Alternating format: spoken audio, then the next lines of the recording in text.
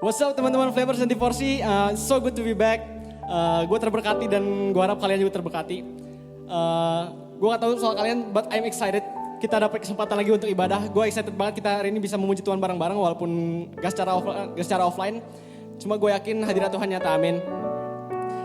Kita mau sama-sama nyanyian kemenangan buat Tuhan karena kita yakin harapan yang Tuhan kasih buat kita besar banget, amin.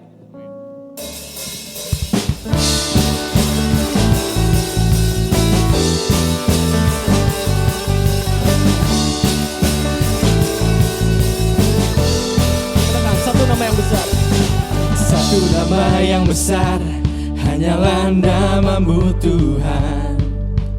Gunung batu kekuatan hanyalah namamu Tuhan.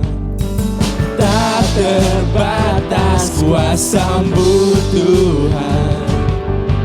Ajaib hebat Raja perkasa. Kami bawa pujian, nyanyian kemenangan, masuki gerbang-Mu hati kami bersuka. Tangan kami terangkat, sorakan kemenangan, terpujilah nama-Mu Yesus Raja, segala Raja.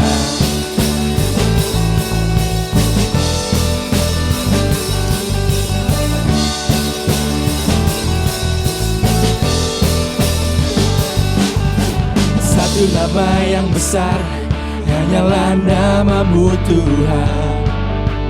Gunung batu kekuatan hanyalah namamu Tuhan. Tak terbatas kuasa-Mu Tuhan. Ajaib hebat Raja perkasa. Kami bawa pujian, nyanyian kemenangan, masuki gerbang-Mu hati kami bersuka. Tangan kami terangkat, sorakan kemenangan, terpujilah nama-Mu Yesus Raja, segala Raja.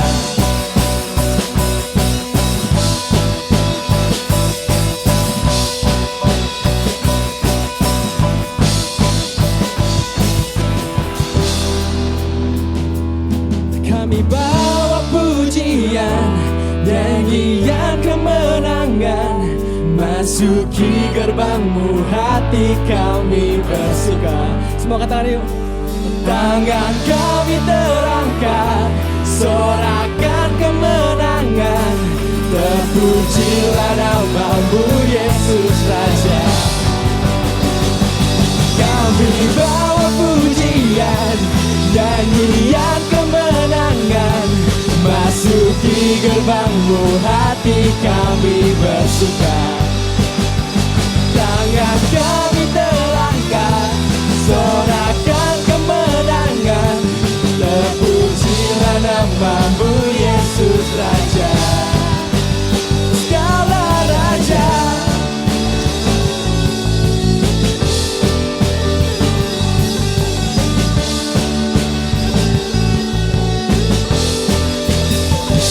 Berikan kemuliaan dahsyat buat Tuhan kita.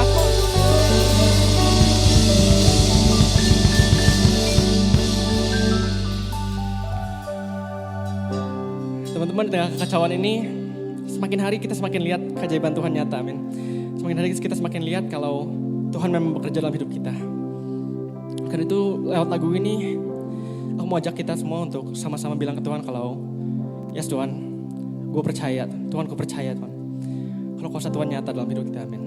Tuhan ku percaya.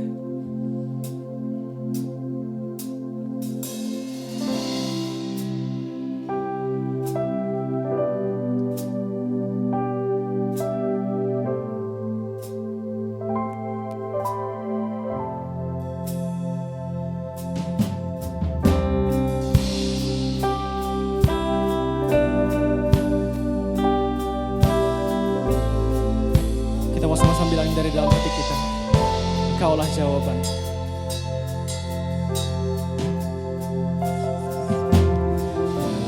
Kau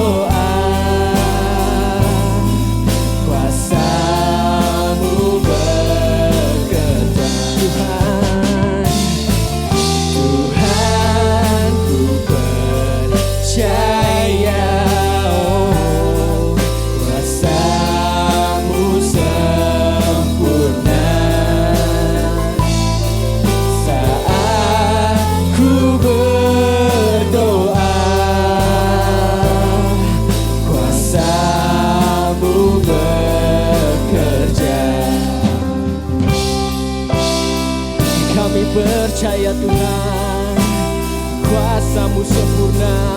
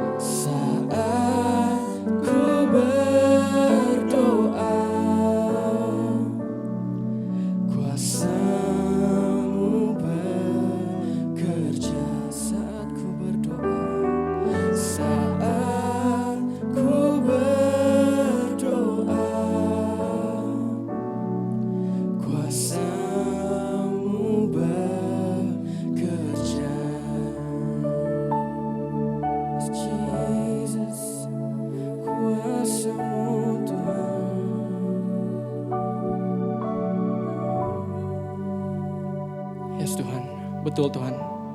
Kami ingin percaya Tuhan, kami percaya Tuhan. Saat kami berdoa Tuhan, saat kami ada dalam hadirat-Mu Tuhan. Kuasa-Mu nyata Tuhan, Kuasa-Mu sempurna, Kuasa-Mu bekerja dalam hidup kami Tuhan. Kami yakin Tuhan hidup kami Tuhan dalam kekacauan ini Tuhan, Engkau yang pegang Tuhan. Roh-Mu yang bekerja dalam hidup kami Tuhan. Kami menyerahkan semuanya ke dalam tangan-Mu saja Tuhan. Kami ingin menerangkan sedikit dari firman-Mu Tuhan. Kau berkati pembicara yang akan menyampaikannya Tuhan. Bila itu semua dapat menjadi berkat dalam hidup kami Tuhan. Hanya dalam nama Tuhan Yesus kami berdoa dan bersyukur. Haleluya. Amin.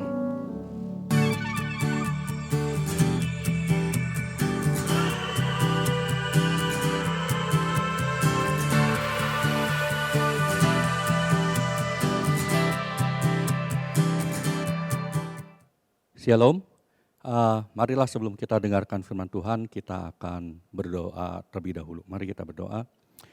Bapak, kami sungguh mengucap syukur pada hari ini Bapak untuk berkat Tuhan dalam kehidupan kami, karena sampai saat ini Tuhan masih memelihara kami. Terima kasih Bapak, kalau saat ini juga kami masih melaksanakan ibadah secara online, tetapi biarlah firman Tuhan yang akan disampaikan ini semua akan menjadi berkat bagi kami semua, khususnya bagi anak-anak youth dan teens pada saat ini Tuhan. Sehingga firman Tuhan yang akan disampaikan ini akan berakar, bertumbuh dan berbuah di dalam kehidupan kami semua. Terima kasih Bapak, kami mengucap syukur padamu. Mari Engkau urapi lidah dan bibir hamba-Mu Tuhan. Sehingga apa yang akan disampaikan semuanya ini berasal daripada-Mu Bapak. Terima kasih, di dalam nama Tuhan Yesus Kristus kami berdoa dan mengucap syukur. Amin. Shalom, bagaimana kabarnya? Anak-anak youth, The Flame, lalu T4C. Ya, biasanya kita berkumpul bersama-sama, kita bermain, tetapi ya ternyata sampai saat ini kita harus masih melakukan ibadah secara online, ya.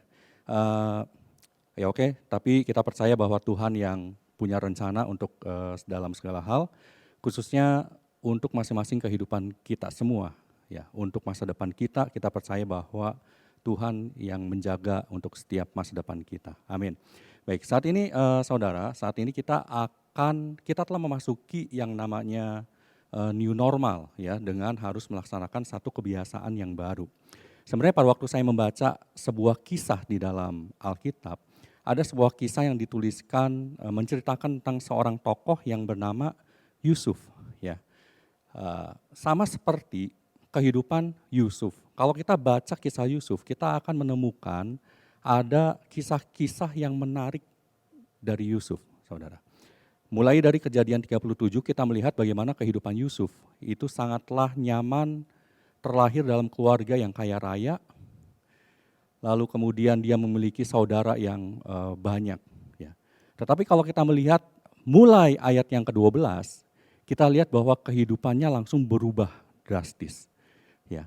Saya percaya bahwa bukan salahnya Yusuf bermimpi seperti itu. Jadi pada waktu itu Yusuf dia bermimpi, kemudian kokoh-kokohnya itu benci kepada Yusuf, lalu berikhtiar untuk membunuh Yusuf pada waktu itu. Ya. Saya percaya pada waktu itu Yusuf mungkin dia mengalami satu kebingungan dalam kehidupannya. Salahnya apa? Tapi pada waktu itu kehidupannya bergulir begitu cepat. Ya, apa yang dialami oleh Yusuf? Dia dibuang ke sumur. Lalu kemudian dia dijual sebagai budak. Lalu saat dia menjadi budak di rumah Potifar, sempat kehidupannya nyaman karena dia diangkat menjadi kepala budak di rumah Potifar. Ya, jadi pada waktu itu kehidupan new normalnya Yusuf, dia harus menjadi budak yang tadinya seorang tuan muda, dilayani oleh banyak budak, sekarang dia hanyalah seorang budak. Bisa kita bayangkan yang tadinya seorang tuan muda dilayani oleh banyak budak, lalu kemudian dia menjadi seorang budak. Bisa kita bayangkan apa yang dialami oleh Yusuf pada waktu itu. Kehidupannya itu menjalani yang namanya new normal. Ya, karena dia harus menjadi seorang budak. Tetapi pada waktu itu firman Tuhan katakan Tuhan menyertai Yusuf. Itu tertulis di dalam Kejadian 39, Kejadian 39 ayat yang ketiga. Mari kita buka bersama-sama. Kita akan buka, ada sekian banyak ayat yang akan kita buka bersama-sama, saudara. Ya, kita akan mempelajari sampai dengan terakhir nanti Yusuf dia menjadi apa. Kejadian 39 ayat yang ketiga. Firman Tuhan berbunyi demikian. Setelah dilihat oleh tuannya bahwa Yusuf disertai Tuhan dan bahwa Tuhan membuat berhasil segala sesuatu yang dikerjakannya, maka Yusuf mendapat kasih tuannya, ayat yang keempat, dan ia boleh melayani dia. Kepada Yusuf diberikannya kuasa atas rumahnya dan segala miliknya diserahkannya pada kekuasaan Yusuf. Saudara bayangkan pada waktu itu Yusuf sekalipun dia menjadi budak, dia tetap mengerjakan kewajibannya. Dia tetap menjalani kehidupannya yang new normal. Ya, kehidupan yang baru, yang tadinya seorang tuan rumah, sekali lagi saya akan tekankan. Lalu kemudian dia menjadi seorang budak. Ya, dia tetap jalankan kewajibannya. Dia menyapu, dia ngepel, atau mungkin dia cuci piring, atau mungkin dia harus melakukan segala hal pekerjaan yang awalnya dia banyak dilayani.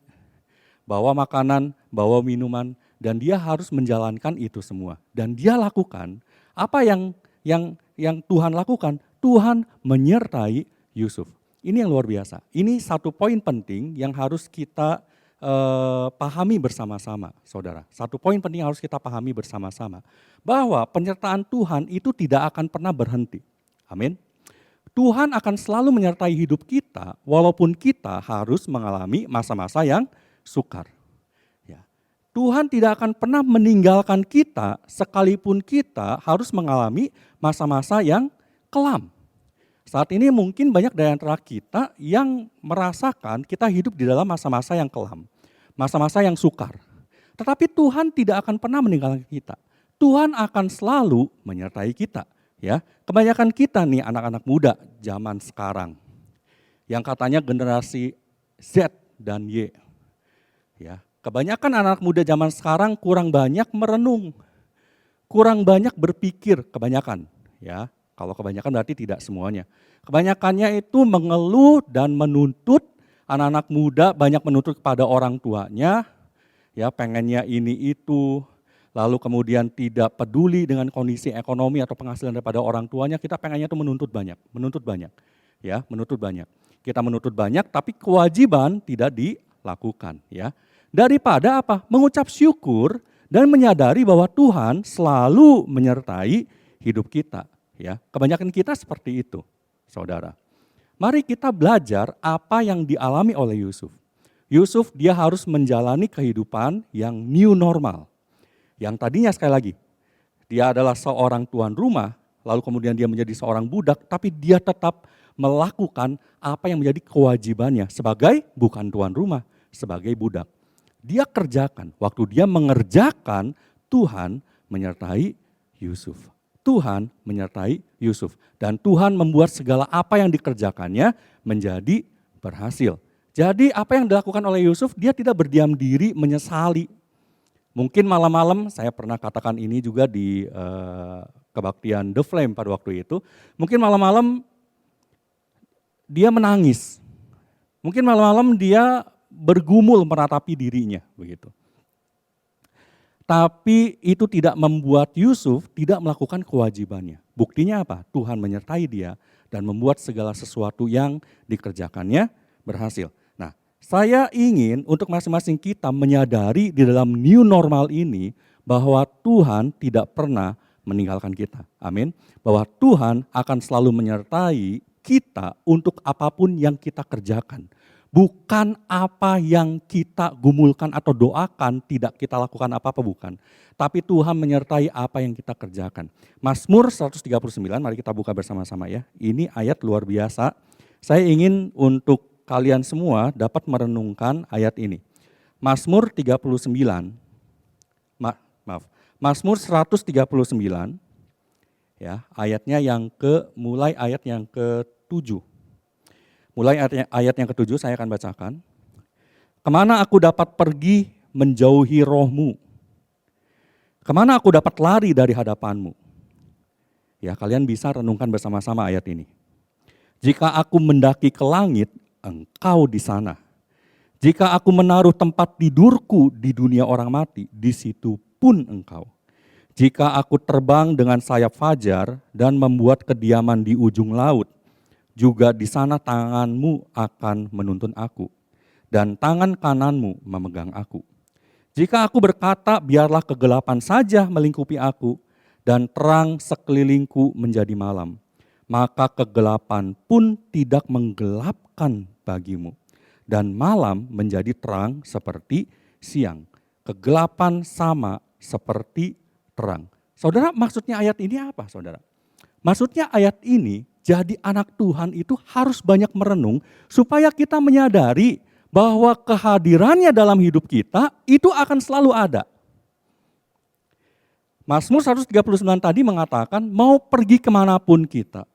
Mau seperti Yusuf, misalkan seperti Yusuf, dia yang tadinya tinggal di kotanya bersama dengan orang tuanya, kambing domba kekayaannya, lalu kemudian dia dibuang ke sumur dan menjadi budak di negeri asing, Mesir ya. Mungkin nggak pernah dia tinggalkan orang tuanya sampai jauh-jauh begitu, itu dia seorang diri di situ, saudara. Dia seorang diri di situ.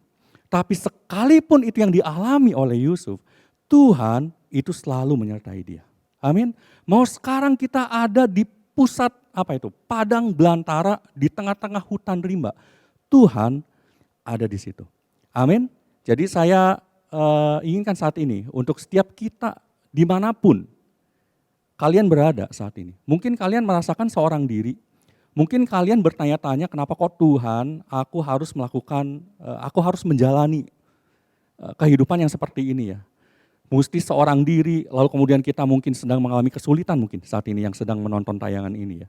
Percayalah bahwa dimanapun kita berada, Tuhan itu akan selalu ada dan menyertai kita. Amin. Tuhan akan selalu ada dan menyertai kita. Bahkan kalaupun kita ada di dalam kegelapan, firman Tuhan bilang kan, itu akan menjadi terang. Kegelapan akan sama seperti terang. Kenapa? Karena ada terang Kristus di sana. Amin saudara.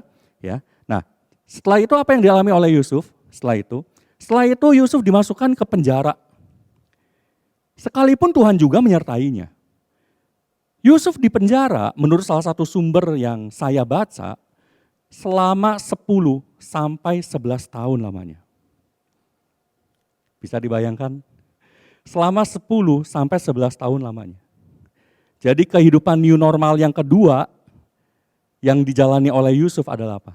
Yusuf harus tinggal di penjara sampai 10 tahun. 10 tahunan. Saya ingin tanya kepada kalian, mendingan di penjara atau jadi budak?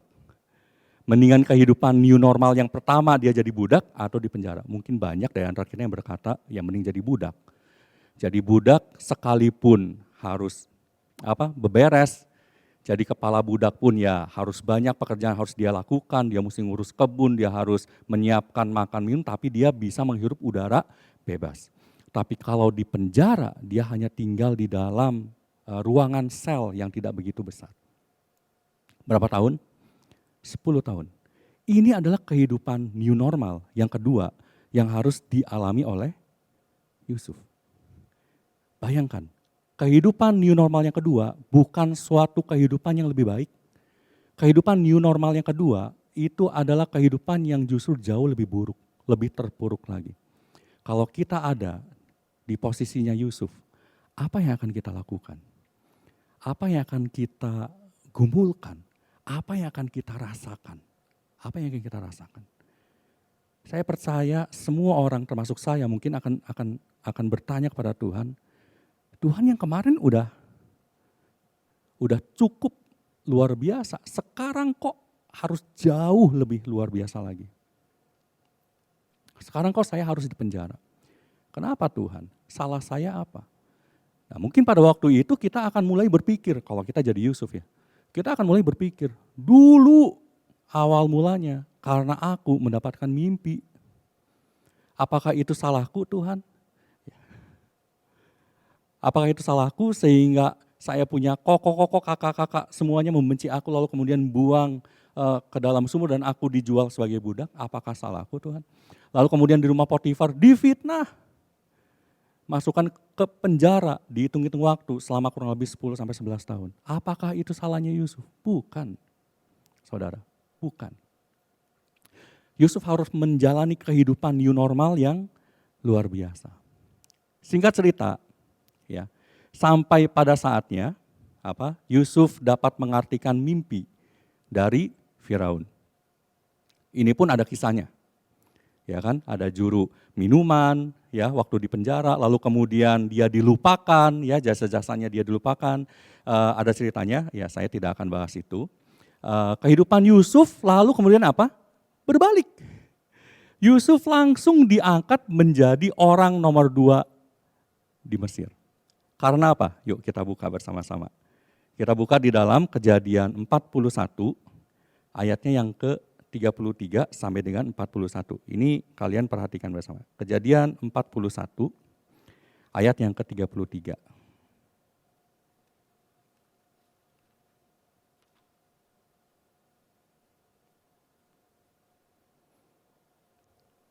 Saya akan bacakan ayat di mana Yusuf pada waktu itu dia telah menafsirkan mimpi daripada Firaun. Lalu kemudian Yusuf dia berkata begini kepada Firaun. Oleh sebab itu baiklah tuanku Firaun mencari seorang yang berakal budi dan bijaksana dan mengangkatnya menjadi kuasa atas tanah Mesir. Ya nanti kalian bisa baca di rumah, kalian punya banyak waktu, kalian harus baca di rumah untuk ayat yang sebelumnya, pasal-pasal yang sebelumnya supaya kalian bisa mengerti. Lebih memahami, mendalami apa yang dialami oleh Yusuf, oleh kehidupan Yusuf. Ya, saya lanjut ayat yang ke-34. Baiklah juga tuanku Firaun berbuat begini, yakni menempatkan penilik-penilik atas negeri ini, dan dalam ke-7 tahun kelimpahan itu memungut 1/5 dari hasil tanah Mesir. Mereka harus mengumpulkan segala bahan makanan dalam tahun-tahun baik yang akan datang ini, dan di bawah kuasa tuanku Firaun, menimbun gandum di kota-kota sebagai bahan makanan serta menyimpannya. Demikianlah segala bahan makanan itu menjadi persediaan untuk negeri ini dalam ke-7 tahun kelaparan yang akan terjadi di tanah Mesir, supaya negeri ini jangan binasa karena kelaparan itu. Yusuf memberikan usul pada waktu dia mengartikan mimpi daripada Firaun, lalu kemudian Yusuf dia memberikan usul berdasarkan dari hikmat Tuhan. Apa yang dikatakan oleh Firaun? Ayat yang ke-37, usul itu dipandang baik oleh Firaun dan oleh semua pegawainya. Lalu berkatalah Firaun kepada pegawainya, mungkinkah kita mendapat orang seperti ini, seorang yang penuh dengan roh Allah? Saudara perhatikan, kata Firaun kepada Yusuf, oleh karena Allah telah memberitahukan semuanya ini kepadamu, tidaklah ada orang yang demikian berakal budi dan bijaksana seperti engkau. Ayat 40, engkaulah menjadi kuasa atas istanaku, dan kepada perintahmu seluruh rakyatku akan taat. Hanya tahta inilah kelebihanku daripadamu. Ayat 41, selanjutnya Firaun berkata pada Yusuf, dengan ini aku melantik engkau menjadi kuasa atas seluruh tanah Mesir. Coba bayangkan, seorang tuan muda punya banyak budak yang melayani dia. Seorang tuan muda, seorang yang kaya raya, lalu kemudian dia harus dijual sebagai budak. Dia menjalankan kewajibannya, Tuhan menyertai dia. Lalu setelah itu apa? Dia difitnah, dijebloskan ke dalam penjara. Jadi yang tadinya kehidupan menjadi budak masih bisa menghirup udara bebas, dijebloskan ke penjara. Kurang lebih 10 sampai 11 tahun. Setelah itu, dia menjadi orang nomor 2 di tanah Mesir. Luar biasa enggak? Amin. Luar biasa enggak? Luar biasa enggak apa yang dialami oleh Yusuf? Luar biasa enggak? Luar biasa enggak apa yang dilakukan oleh Tuhan terhadap Yusuf? Luar biasa enggak? Saya ingin bilang begini, kita enggak akan pernah tahu ending kehidupan kita itu seperti apa. Kita enggak akan pernah tahu. Apakah Yusuf tahu dia akan menjadi penguasa orang nomor 2 di tanah Mesir? Enggak tahu. Apakah Yusuf tahu bahwa dia akan menjadi budak, dia akan dipenjara selama 10-11 tahun? Dia tahu enggak? Enggak tahu. Enggak tahu. Ya. Di sini artinya bahwa kehidupan yang kita jalani itu semata-mata bukan karena pilihan kehidupan kita. Tetapi karena pengaturan daripada Allah yang Maha Tinggi yang mengatur kehidupan kita. Sekali lagi saya katakan, kita tidak akan pernah tahu ending kehidupan kita itu seperti apa. Tapi untuk anak-anak Tuhan, sekalipun mengalami masa-masa kelam, pasti akan berakhir dengan bahagia. Katakan amin. Sekalipun mungkin saat ini kita mengalami keadaan yang tidak mengenakan. Ya. Tapi saya percaya justru pada saat kita mengalami lembah kekelaman seperti sekarang, di ujung sana nanti, itu akan berakhir happy ending buat kita semua anak-anak Tuhan. Amin. Apa yang dilakukan oleh Yusuf? Apa yang dilakukan oleh Yusuf? Kalau kita tadi baca secara sepintas apa? Dia tidak mengambil keputusan yang salah dalam kehidupannya. Banyak orang pada waktu dia mengalami kepahitan, banyak orang pada waktu dia mengalami kekecewaan, dia mengambil keputusan yang salah dalam kehidupannya. Ya, ekstrimnya bunuh diri. Yang kedua, tinggalin Tuhan. Yang keberapa? Ketiga, dia menyalahkan Tuhan. Gak mau lagi percaya sama Tuhan. Dia menyalahkan keadaan ini pasti nih gara-gara Tuhan. Betul, Tuhan yang berdaulat dalam kehidupan kita. Tapi dia menyalahkan Tuhan. Dia tidak berpikir untuk menyerahkan semuanya kepada Tuhan. Tapi dia menyalahkan Tuhan. Ya, akhirnya dia berkata apa? Buat apa ikut Tuhan? Toh lihat keadaannya kayak gini. Toh lihat sekarang papa mama kondisinya seperti ini. Buat apa ikut Tuhan? Buat apa baca firman? Toh Tuhan tidak berkati saya. Kita mungkin memiliki banyak alasan untuk kita menyalahkan Tuhan. Betul nggak? Kita mungkin punya banyak alasan. Kalau kita di posisi Yusuf, Yusuf pun sama. Dia pasti memiliki banyak alasan untuk menyalahkan Tuhan. Atau mungkin untuk mengakhiri kehidupannya. Tapi Yusuf dia tidak lakukan itu. Yusuf dia tidak lakukan itu. Dia tidak mengambil keputusan yang salah. Pada waktu dia menjadi budak, dia tetap melakukan kewajibannya sebagai budak. Dia tidak menyalahkan dirinya sendiri, lalu kemudian dia nangis, meraung-raung, nggak mau mengerjakan, enggak. Dia tetap kerjakan. Karena firman Tuhan yang tadi sebelumnya kita baca di dalam Kejadian 39 dikatakan bahwa Tuhan menyertai apa yang Tuhan membuat berhasil. Apa yang dikerjakannya. Apa yang dikerjakannya loh, saudara. Jadi dia bukan hanya berdiam diri, tapi dia melakukan sesuatu. Walaupun pada waktu itu dia harus menjalani kehidupan new normal. Dia tetap lakukan itu. Lalu kemudian yang kedua, kita melihat bahwa dia tidak menaruh dendam dalam hatinya. Ini artinya di tengah-tengah situasi yang tidak menentu, itu berarti hatinya itu selalu bergumul dengan Tuhan. Itu artinya hatinya itu selalu dia punya hubungan yang erat dengan Tuhan.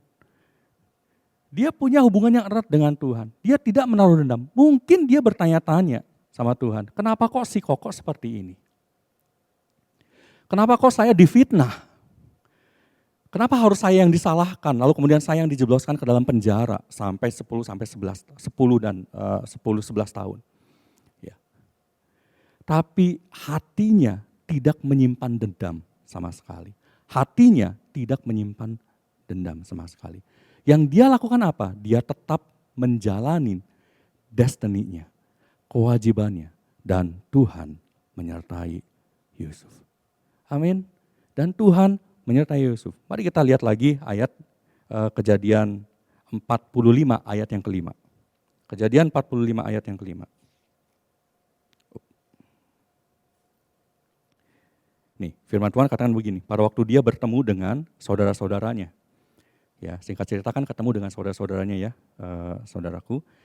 Kejadian 45 ayat yang kelima berkata begini, tetapi sekarang janganlah bersusah hati dan janganlah menyesali diri. Ini berkata kepada kokok-kokoknya.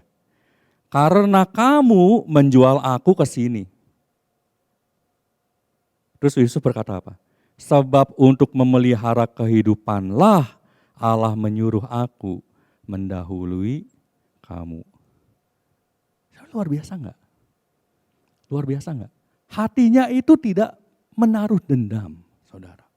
Walaupun Yusuf harus diperlakukan dengan, itu udah bukan lagi tidak adil, dengan buruk oleh saudara-saudaranya. Tapi dia bisa berkata apa? Jangan susah hati, dia bisa berkata begitu. Jangan menyesali diri karena kamu menjual aku ke sini. Sebab untuk memelihara kehidupanlah Allah menyuruh aku mendahului kamu. Tahu gak ini artinya apa? Tahu gak artinya apa, saudara? Artinya, dari hari ke hari, Yusuf membangun satu kebiasaan untuk dia berkomunikasi dengan Tuhan. Dan komunikasinya itu bukan komunikasi yang selalu menyalahkan Tuhan, tapi komunikasinya itu yang selalu mengandalkan Tuhan. Waktu dia mengalami keadaan yang tidak menentu, tidak mengenakan pastinya, dia tuh enggak menyalahkan kokok-kokoknya aja. Ya pasti ada pertanyaan, kenapa ya Tuhan, kok si Koko seperti ini? Tapi di dalam komunikasinya dia berusaha untuk mempertanyakan kepada Tuhan, Tuhan ini maksudnya apa? Tuhan setelah saya mengalami ini, saya percaya bahwa Tuhan akan selalu menyertai aku. Itu yang dibangun di dalam hatinya Yusuf. Itu yang selalu dibangun di dalam hatinya Yusuf. Amin. Itu yang selalu dibangun di dalam hatinya Yusuf. Ya. Lalu kemudian kalau kita lihat lagi di dalam ayat yang ke-8 dikatakan begini. Ayat yang ke-8. Kejadian 45 ayat yang ke-8. Jadi bukanlah kamu yang menyuruh aku ke sini, tetapi Allah. Dialah yang telah menempatkan aku sebagai bapa bagi Firaun dan tuan atas seluruh istananya dan sebagai kuasa atas seluruh tanah Mesir. Kalian ingat beberapa waktu yang lalu saya pernah katakan tentang endurance. Bagaimana masing-masing kita harus memiliki daya tahan, ketahanan yang kuat di dalam menghadapi situasi sulit seperti sekarang ini. Ya, masih ingat kan beberapa waktu yang lalu, beberapa bulan yang lalu. Saya katakan Yusuf, dia memelihara satu hubungan yang baik dengan Tuhan. Dia menjaga endurance-nya, ya, daya tahan tubuhnya. Dia tidak salahkan Tuhan. Tapi dia selalu berpikir apa? Enggak, saya percaya bahwa Tuhan akan selalu menyertai saya. Saya percaya bahwa ada maksud Tuhan yang indah dalam kehidupanku. Amin. Saat ini kita harus memasuki era new normal. Ya. Kita nggak tahu nanti kita akan menjalani hidup yang seperti apa. Ada seorang pakar yang mengatakan bahwa jangan pernah berharap bahwa setelah vaksin ditemukan, maka kehidupan akan berlangsung normal seperti sebelum pandemi. Nggak akan. Kita akan menjalani kehidupan yang berbeda, kebiasaan yang berbeda pula. Jadi jangan pernah kita berharap bahwa kondisinya itu nanti akan seperti sebelumnya. Enggak. New normal yang nanti kita akan memasuki itu benar-benar satu masa yang baru yang harus kita jalani. Ya, Ada sesuatu yang berbeda di depan sana. Ada sesuatu yang berbeda. Tapi saya ingin katakan begini, ada satu yang pasti. Ada satu yang pasti. Saya ingin kalian harus ingat bersama-sama. Ada satu yang pasti. Tuhan Yesus sebentar lagi akan datang. Amin. Firman Tuhan udah berkata kok, kalau langit dan bumi akan lenyap. Artinya kondisi bumi kita ini itu tidak akan menjadi lebih baik, betul. Akan semakin hancur. Kenapa?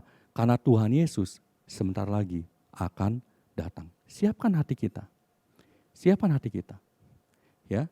Sadari bahwa kalau Kristus yang berkuasa dalam kehidupan kita, sadari bahwa memang betul dia berkuasa dalam kehidupan kita. Amin. Ya, sadari itu. Lalu kemudian yang kedua, fakta yang kedua adalah ending kehidupan anak-anak Tuhan akan berakhir bahagia. Amin. Pasti akan berakhir bahagia. Pasti. Banyak merenungkan firman Tuhan supaya kita semakin mengenalnya lebih dalam lagi. Dulu Yusuf, dia belum ada Alkitab. Ya, Yusuf belum ada Alkitab. Tapi saat ini kita memiliki pegangan firman Tuhan.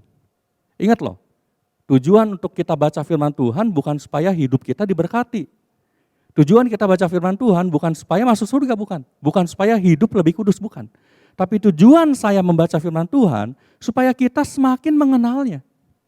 Waktu kita semakin mengenalnya, lalu kemudian kita mengalami situasi atau kondisi yang sulit bagi kita, maka kita tidak akan gampang jatuh ke dalam dosa. Maka kita tidak akan pernah jatuh tergeletak. Karena kita tahu bahwa ada Tuhan yang selalu menyertai kita. Amin. Ya, kita buka ayat yang terakhir, Kejadian 50, ayat yang ke-20. Ini Yusuf dia katakan kepada koko-kokonya. Ya, kalimat yang terakhir saya ingin bagikan kepada kalian semua supaya kalian bisa merenungkan bersama-sama ayat ini. Firman Tuhan berkata demikian. Ayat yang ke-19 dulu ya. Ayat yang ke-19 dulu berkata begini.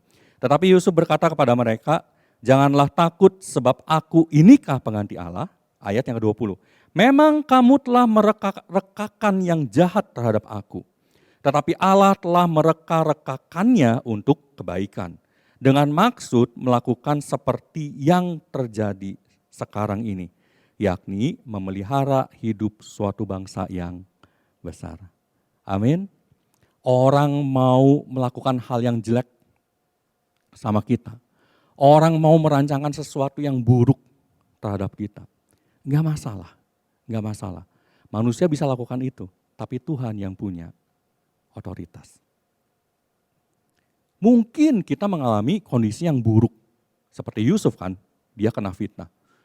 Terus kita bertanya sama Tuhan, Tuhan kenapa? Kok saya harus mengalami ini itu dan segala macam. Ya.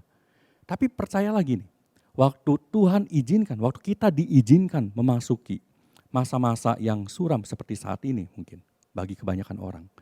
Itu berarti ada jalan cerita yang Tuhan siapkan untuk masing-masing kita. Di mana endingnya nanti itu akan selalu berakhir bahagia bagi setiap anak-anak Tuhan. Amin. Jadi apa? Renungkan firman Tuhan supaya kita semakin mengenalnya dan percayalah bahwa Tuhan selalu menyertai kita untuk apapun yang sedang kita jalani saat ini. Renungkan firman Tuhan. Dalam setiap apapun saya katakan juga kepada anak-anak saya. Sian, apapun yang kamu alami, Christoph dia masih banyak main, ya. Tapi untuk anak saya yang tertua, ya, Sianan saya selalu katakan, apapun yang kamu alami, terutama kondisi yang nggak enak. Kondisi yang nggak enak itu yang paling banyak ngajarin kamu, saya katakan. Bukan kondisi yang mengenakan. Kondisi yang mengenakan kita penuh dengan berkat, kita apa ya, kita paling belajarnya aduh bersyukur ya Tuhan Yesus baik. Oh bersyukur, tapi pada waktu kita mengalami kondisi yang tidak mengenakan, justru itu ngajarin kita. Supaya apa? Supaya kita semakin berakar, semakin kuat di dalam Tuhan. Supaya kita semakin mengenal Tuhan lebih lagi. Sehingga pada waktu kita mengalami apapun situasi di depan sana, nggak akan pernah mundur saudara. Nggak akan pernah jatuh tergeletak. Kenapa? Karena kita sudah yakin, teguh. Tuhan akan selalu menyertai kita apapun yang terjadi. Amin. Amin. Mari kita tundukkan kepala, kita akan berdoa. Bapak, kami mengucap syukur padamu Tuhan pada hari ini. Sekali lagi Bapak untuk berkat firman Tuhan yang baru saja kami dengarkan.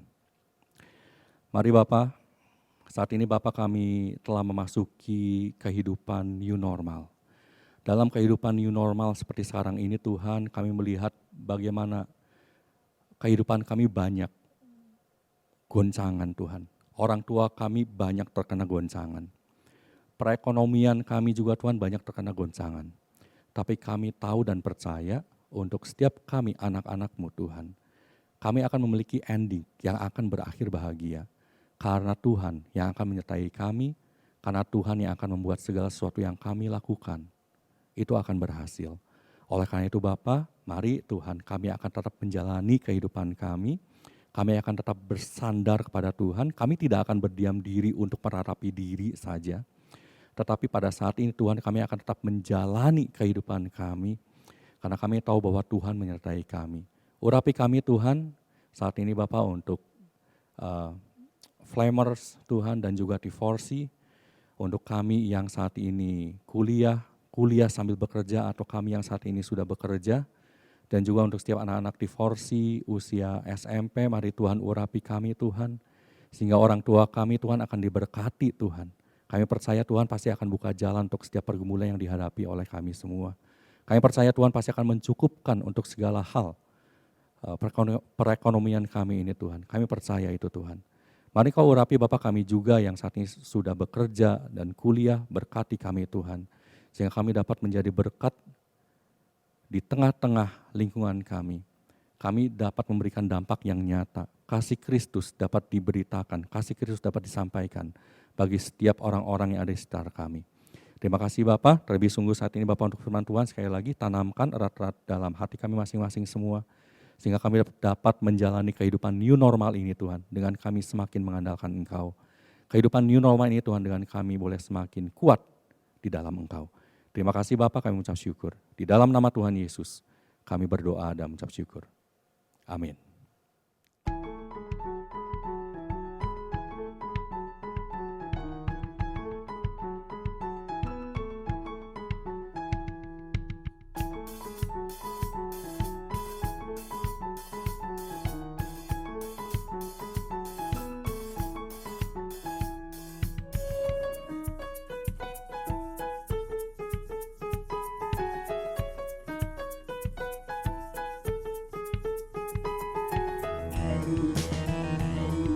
Seluruh kegiatan ibadah tengah minggu, KKP, KKK, KKW, kegiatan doa pagi, dan House of Prayer ditiadakan selama masa social distancing. Untuk persembahan dan perpuluhan, Anda dapat salurkan melalui rekening Gereja Rehoboth 449 303 3037. Cantumkan keterangan berupa persembahan atau perpuluhan. Untuk memudahkan Anda memberikan persembahan dan mengembalikan perpuluhan, Gereja Rehoboth menyediakan QR Code. Silakan scan QR Code yang tersedia, lalu persembahan dan perpuluhan dapat dilakukan melalui beberapa sarana berikut ini.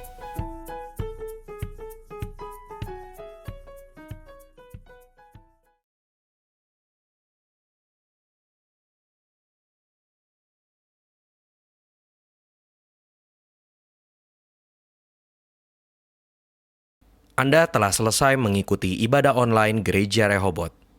Jangan lupa untuk like dan subscribe, dan ketuk lonceng untuk notifikasi pemberitahuan info-info berikutnya. Tuhan Yesus memberkati.